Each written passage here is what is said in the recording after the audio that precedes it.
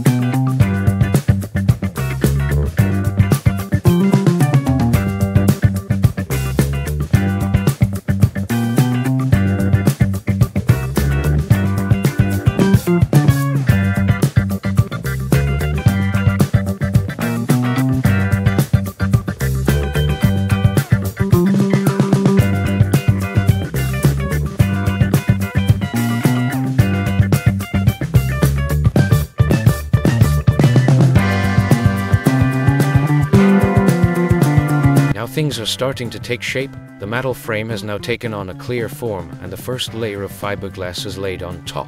This white fiber is critical to the durability of the outer surface. Don't miss it. The worker is carefully stretching the fiber at this stage, constantly checking the surface to make sure there are no wrinkles. Because in the next step, this layer will harden completely and become the outer shell of the boat.